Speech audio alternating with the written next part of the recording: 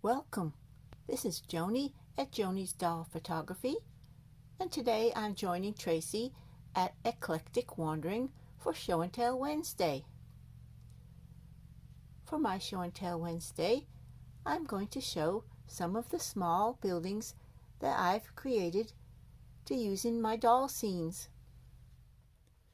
These buildings were cut from patterns on my Cricut machine, but most of them be cut by hand. Ones with intricate cuts like this, I don't believe I could do it by hand, but some people can. This little gazebo was made for a 4th of July celebration. It's for small dolls like Spiller to sit and watch the 4th of July parade go by.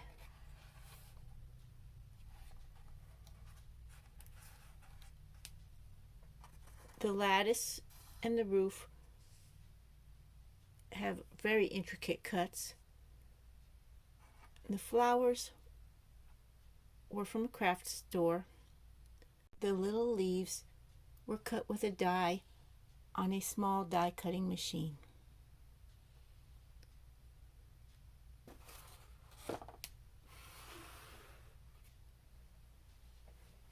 This next little building is an outhouse.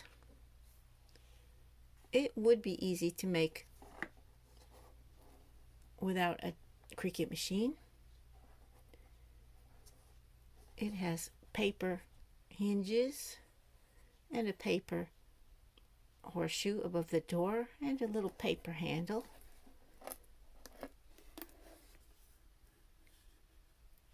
And inside, who do we have? It's Dobby.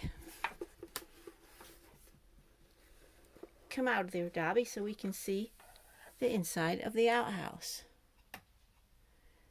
Dobby, what were you reading? Beginner's Guide to Transfiguration.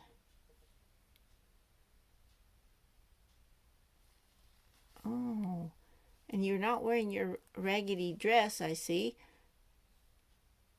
And it could be because you do have your sock.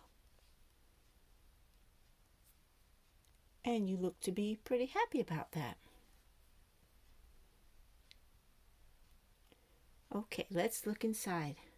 Inside the outhouse, it's just a little box with a round piece of artboard, crescent artboard. There is a hole cut underneath the seat. There's a small roll of toilet tissue. There's a calendar hanging on the wall. And over here, what is this? Spider-Man comics. So this outhouse would be rather dark because the only light is from the moon in the door.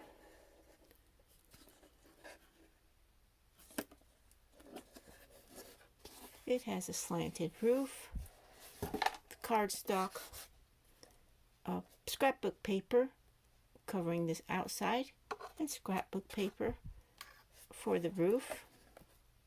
And I've used this in a few of my videos.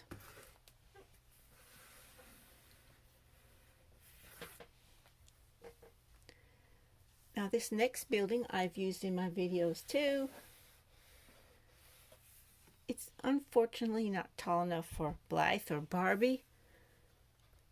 It was made with a pattern from one of the Cricut supply pattern companies. Inside, here's Edna.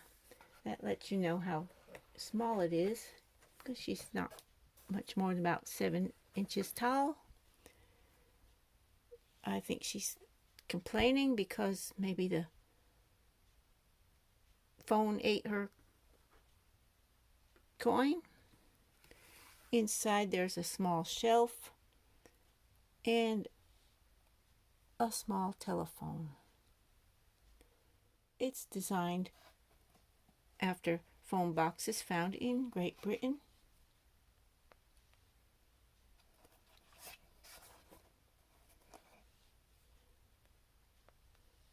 And I've used them before we used to all have cell phones.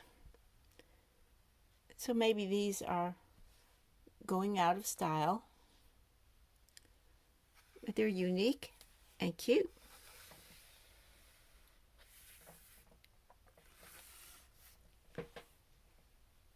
This last building is a bit bigger. It's a replica of the police box called the Tardis.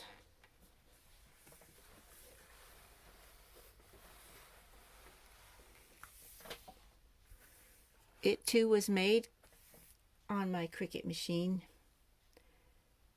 At least the pattern pieces were. It was a very difficult one to make because it wasn't designed very well. I had to invent some of the parts, but it has the same little sign that's on the front of the Tardis. Police telephone free for use of public. And let's see who's inside. Unlike the real Tardis, mine is not bigger on the inside. It's Bumble. And we have a little control panel in there. And it lights up. There we go.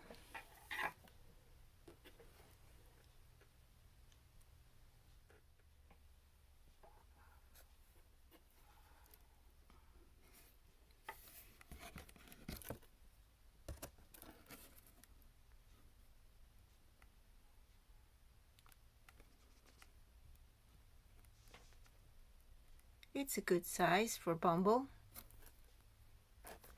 He's about 7 inches tall also.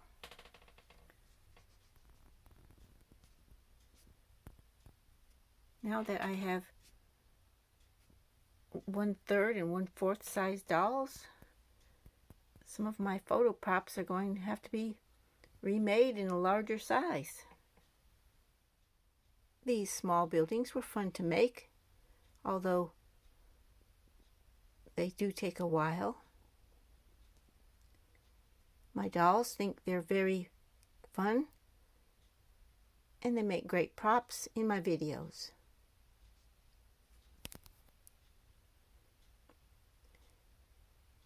I hope you will check out some of the other channels using the Show and Tell Wednesday tag.